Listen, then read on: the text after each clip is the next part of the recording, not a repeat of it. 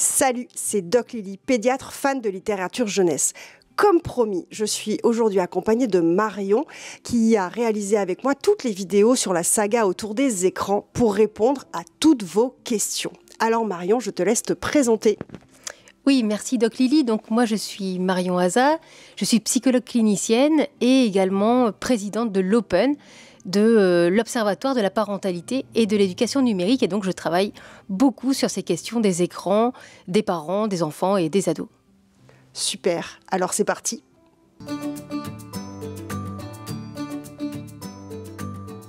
Alors nous avons reçu pas mal de questions et je remercie tous les internautes et les abonnés pour les avoir posées. Et d'abord la première, on a vu dans tous les épisodes les besoins de chaque enfant en fonction de leur âge et de leur maturité. Mais alors, comment on fait quand on a dans une fratrie des enfants d'âge différents ?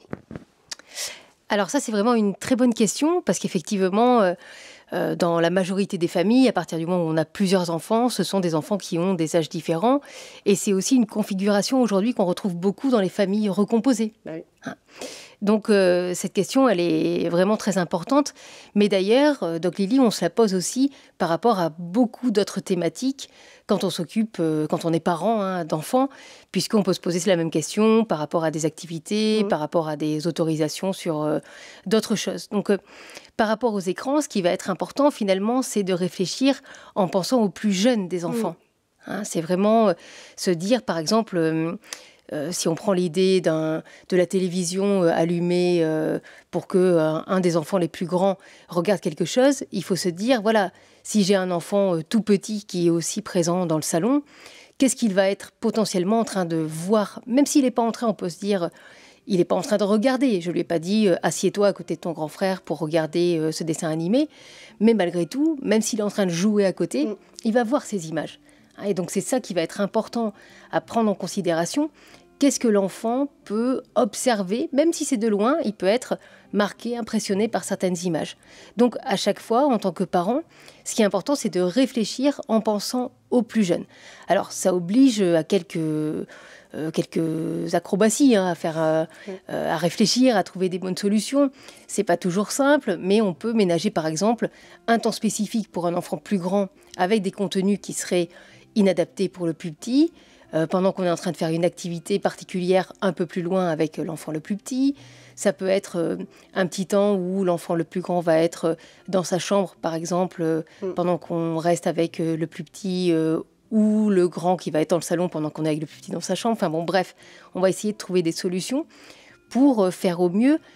À partir du moment où on se pose la question de à quoi cet enfant est exposé, à quoi le plus petit est exposé, on va bien évidemment faire attention à tout ce que l'enfant pourra voir. Et surtout si ça semble inadapté. Alors une autre question qui taraude certaines familles, c'est est-ce qu'on peut lâcher un peu les week-ends et pendant les vacances? Et si oui, comment on fait du coup après pour rattraper? Alors ça, c'est encore une autre bonne question. Vraiment, il n'y a que des bonnes questions là aujourd'hui. Est-ce qu'on peut modifier toutes les règles parce que c'est le week-end? Est-ce qu'on peut modifier toutes les règles parce que ce sont les vacances? Alors, bien évidemment, la réponse c'est non. On ne peut pas tout modifier. En tout cas, on ne peut pas passer de quelque chose qui était complètement blanc à quelque chose qui serait complètement noir. Parce que l'enfant ou l'adolescent, c'est la même chose pour les plus grands, il va être complètement perdu. Si du jour au lendemain, on lui dit ça c'est complètement interdit, parce que c'est problématique pour ton âge, par exemple, et puis que parce qu'on est dimanche après-midi ou parce que ce sont les vacances, on lui dit finalement c'est okay. Bien pour toi, c'est ok, ou il n'y a pas de problème. Donc l'enfant, il va être perturbé par rapport à ça.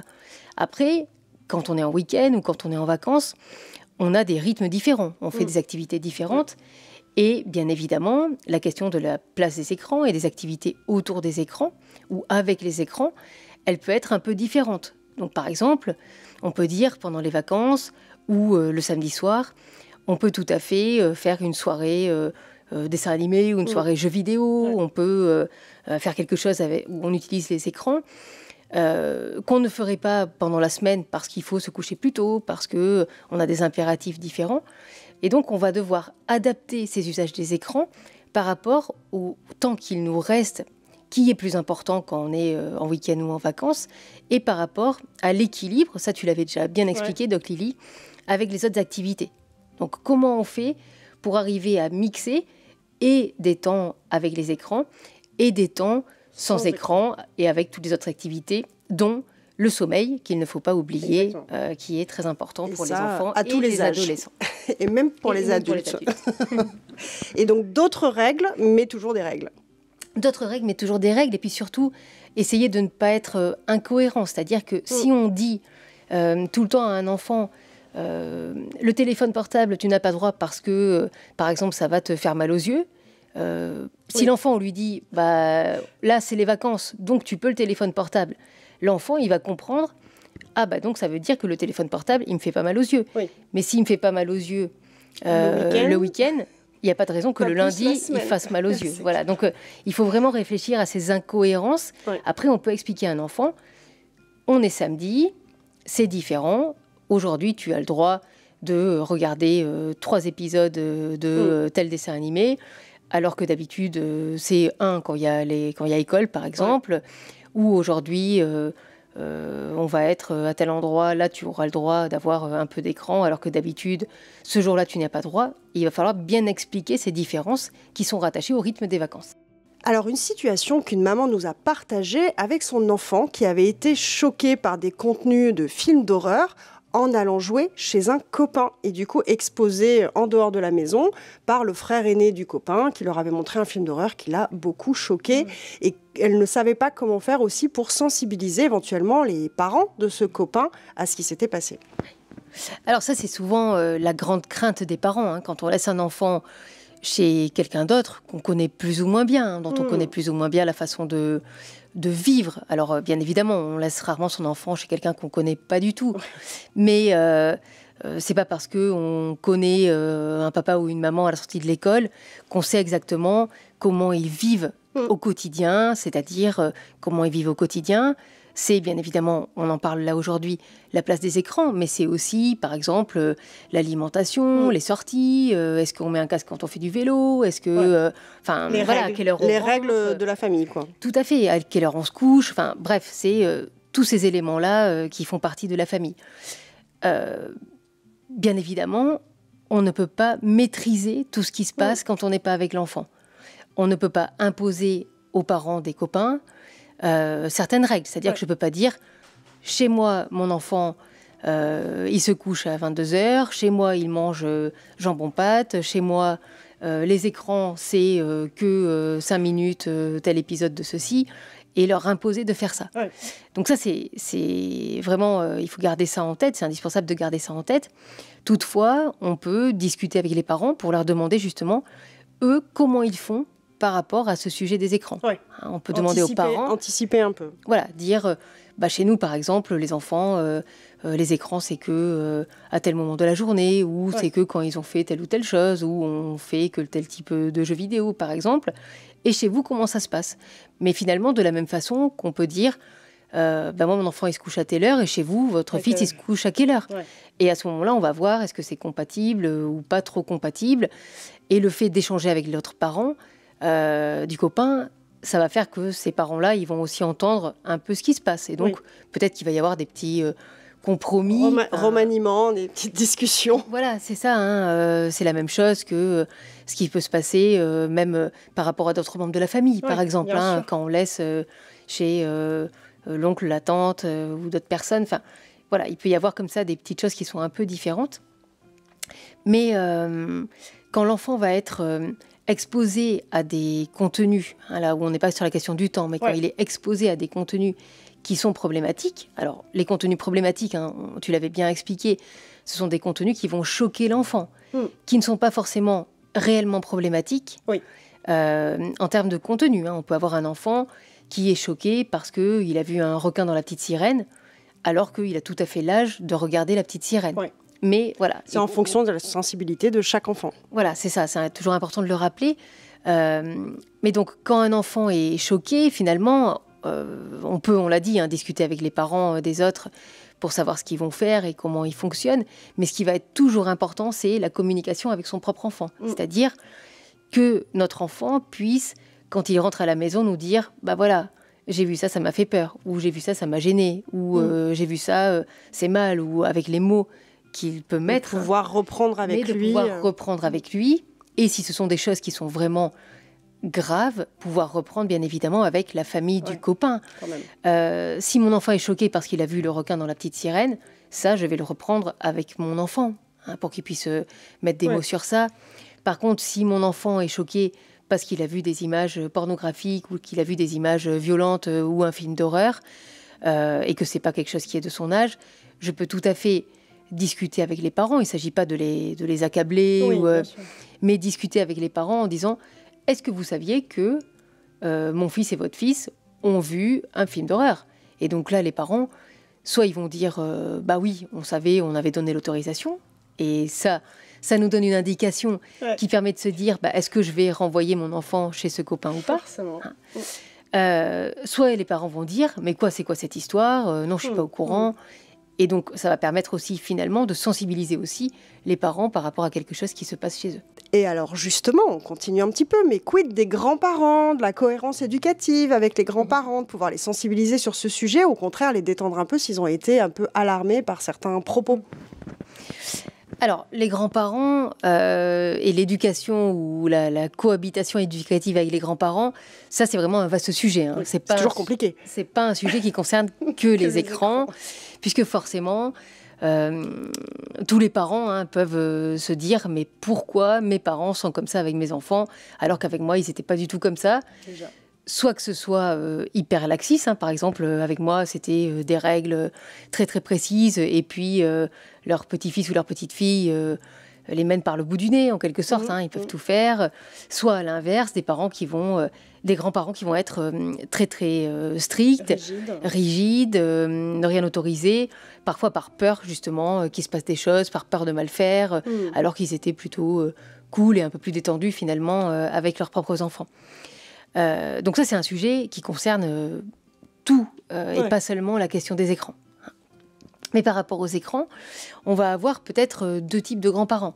On va avoir des grands-parents qui vont être plutôt justement très cool, à se dire les petits-enfants, je les vois pas souvent, je veux qu'ils profitent, je veux qu'ils aient des qu'il n'y ait pas de conflit, qu'ils se disent que je suis un papy ou une mamie super sympa, génial. Donc, ça va être un peu écran à volonté. Parfois, des grands-parents qui investissent dans du matériel. Et d'ailleurs, on voit que souvent, la tablette, elle est très souvent offerte par les grands-parents. Donc, voilà, on va avoir comme ça un positionnement de grands-parents qui vont être... alors, c'est pas forcément être pro-écran, mais en tout cas... qui ont envie de mettre ces écrans dans les mains des enfants. De leur faire plaisir. Voilà, de leur faire plaisir.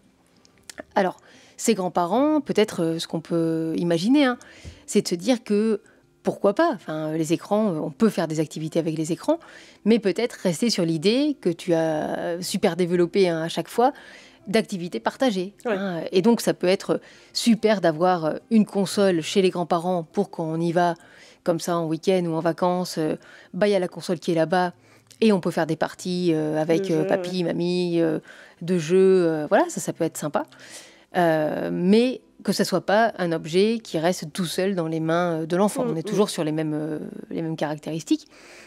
Et puis de l'autre côté, par rapport à des grands-parents qui peuvent être un peu plus inquiets, et on peut les comprendre, tu as bien développé tout ce qui se dit par rapport aux écrans, tout ce qu'on peut entendre d'anxiogène, et donc on peut avoir des grands-parents qui écoutent ces informations, qui entendent des choses, ces choses très, très négatives qui font peur par rapport aux effets des écrans, qui en plus n'ont pas connu, eux, les écrans avec leurs propres enfants, et donc ils ne sont pas habitués à ça. Et donc en fait, ces grands-parents-là, ils peuvent se dire, oui, chez nous, les écrans, non, il n'y en aura pas du tout. Voilà, et pas du tout parce qu'on fait plein d'autres choses, mais pas du tout parce que on a peur. C'est nocif et on a peur et ça va poser problème, etc.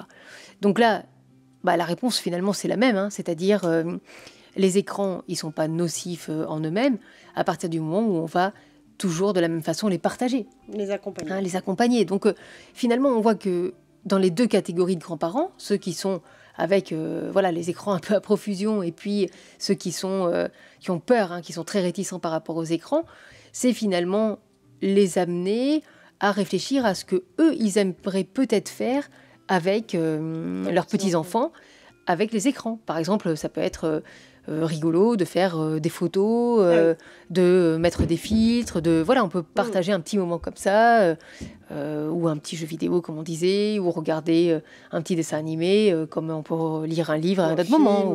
Voilà. Donc, c'est ça qui est vraiment important. Et après, ce qu'il faut par rapport à tu disais, la cohérence éducative, c'est de discuter entre les parents et les grands-parents de ce qu'on fait. C'est-à-dire, il faut que les grands-parents sachent à la maison, quand l'enfant est dans son environnement classique, quelles sont les règles. Bien évidemment que c'est un peu comme chez les copains. On ne peut pas dire aux grands-parents, vous faites ça, comme ça, pas d'autre choix, sinon on ne vous donne plus l'enfant. Enfin, ça arrive parfois, mais c'est un peu compliqué. Voilà. Ils ont des rythmes différents, ils ont des vies différentes. On ne peut pas tout imposer. Mais si on explique les règles qu'on a à la maison, ça permet aux grands-parents de comprendre aussi le pourquoi de ces règles, de se dire, si on dit à l'enfant pas plus de 3 épisodes parce qu'après t'as mal aux yeux, en fait ça c'est pareil. Il faut que ce soit pareil. Voilà. Et on peut leur proposer aussi de lire les mêmes ressources que toutes celles qu'on a conseillées tout au long des vidéos et les vidéos aussi, pourquoi pas, pour qu'ils se renseignent comme nous en tant que parents s'est renseignés. C'est ça. Et puis aussi, les grands-parents, ils sont aussi soumis aux mêmes contraintes ou il faut qu'ils fassent attention aussi à tout ce qui est technoférence. Parce qu'on a aussi des grands-parents qui sont un peu geeks, super connectés. Et puis, on est content aussi de les avoir sur WhatsApp, qui répondent, qui commentent quand on met les photos des enfants. Enfin, voilà. Mais on a des grands-parents qui vont être aussi souvent sur leur téléphone. Et donc, là aussi, même recommandation pour les parents. Si le grand-parent est tout le temps sur son téléphone, il ne s'occupe pas de son petit enfant. Voilà. Finalement, pareil pour tout le monde. Alors, une problématique plutôt pour les ados. Comment, une fois qu'ils sont collés sur leur écran, comment concrètement on les arrête ? Alors, être parent d'adolescent, c'est tout un art. Certes. Voilà, donc ça, c'est vraiment...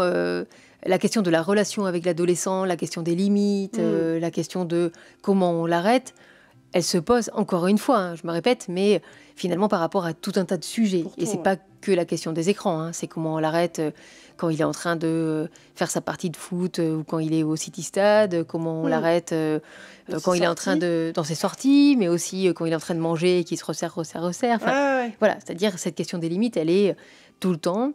Et la particularité de l'adolescent, tu en avais parlé dans l'épisode sur les ados, c'est que les adolescents, ils grandissent, ils s'éloignent des parents, ils font leurs propres expériences. Et donc, par rapport aux écrans, on va retrouver la même chose. Donc, le fait de, finalement, ce qu'on arrive à faire avec les enfants, de limiter, de dire, maintenant, stop, ça suffit. De toute façon, je t'arrache la tablette des mains si tu veux pas me la donner. Voilà, quand on est avec un ado qui mesure 1m90, ça devient un petit peu plus compliqué de faire ça par la force. Et puis, on voit bien que l'enjeu, c'est pas ça de toute façon. C'est pas uniquement par la maîtrise physique qu'on va arriver à éduquer l'enfant. Donc, par rapport aux adolescents, en fait, ce qui va être important, c'est d'arriver à responsabiliser l'adolescent. Alors, qu'il puisse s'autoréguler. Mais cette autorégulation, elle se fait pas tout de suite. C'est-à-dire... C'est pas parce que, par exemple, on rentre au collège ou qu'on a 12 ans, que d'un coup, du jour au lendemain, on va arriver à s'autoréguler. Donc ça, c'est quelque chose où les parents doivent être présents, mais ils doivent être présents tout en lâchant un peu les choses. Donc c'est vraiment tout c'est pour ça, je disais tout à l'heure, c'est tout un art. C'est tout cet art d'être à la fois là, mais pas trop là. Mais en même temps, de pouvoir quand même revenir à chaque fois pour veiller. Et donc on va passer... de quelque chose. Moi, j'ai toujours surveiller, comme on peut faire avec un enfant petit. On le surveille comme le lait sur le feu parce que quand on l'entend plus, il est peut-être en train de faire quelque chose où il va se mettre en danger. L'adolescent, on va veiller sur lui un petit peu plus de loin, avec un peu plus de recul.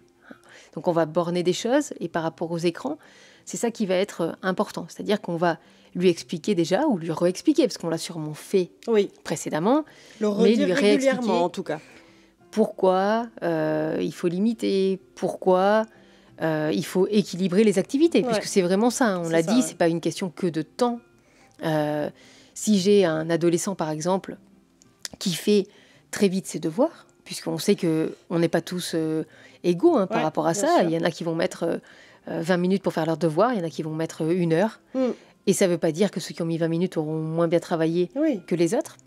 Celui qui a ses 40 minutes de plus de temps disponible, forcément, il a 40 minutes de plus de loisirs. Et ça peut être rejoindre les copains pour jouer au skatepark, tout comme ça peut être rejoindre les copains pour jouer sur un jeu vidéo ou pour regarder une vidéo, etc. Donc, il y a vraiment quelque chose qui peut être différent d'un adolescent à un autre, d'une famille à un autre, parce qu'on a un rythme différent.